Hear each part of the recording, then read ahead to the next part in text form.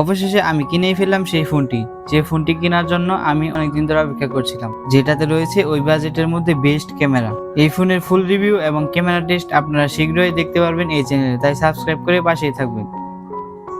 আর আমি এই ফোনটি কেনার জন্য গিয়েছিলাম বসুন্ধরাতে, কিন্তু দুর্ভাগ্যজনক বিষয় হলো এই ফোনটির দাম আগের তুলনায় অনেক বেড়ে গেছে। প্রত্যেকবারই দেখা যায় স্যামসাং অথবা আইফোনের দাম অনেক কমে রিলিজ হওয়ার পরে, কিন্তু এই ফোনটি বাংলাদেশ মার্কেটে আসার পর দাম দিনে দিনে বেড়েই যাচ্ছে।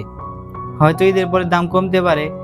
এই ভিডিওর প্রথম দিকের অংশগুলো আমি আমার পুরাতন ফোন দিয়ে রেকর্ড করেছি, তাই কোয়ালিটি এত ভালো না, এবং আমার নতুন ফোনের ভিডিও কোয়ালিটি কেমন হবে সেটা আপনারা ভিডিও শেষে দেখতে পারবেন। এখন এই ভিডিওটি আমার আগের ফোন দিয়ে করা হচ্ছে। এই ভিডিওর শেষ অংশে আপনারা নতুন ফোন দিয়ে করা এই প্লেসে করা ভিডিওটি দেখতে পারবেন।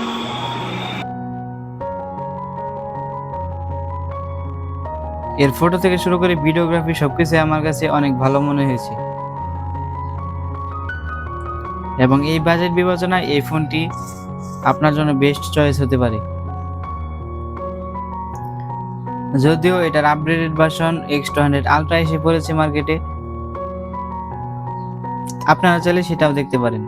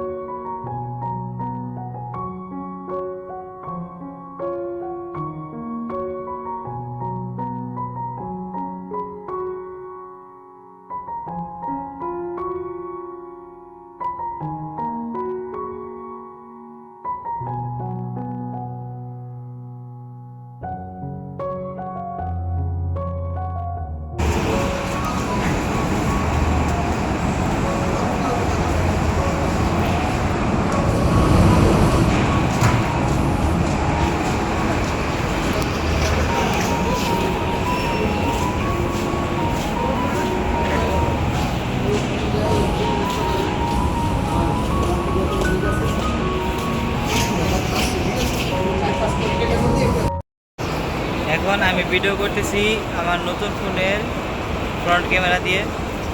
দেখতে পাচ্ছেন আমি এখন সেই জায়গাটিতে দাঁড়িয়ে আছি, এবং এই ফোনের ক্যামেরা কোয়ালিটি এক কথায় অসাধারণ, দেখতেই পাচ্ছেন আপনারা।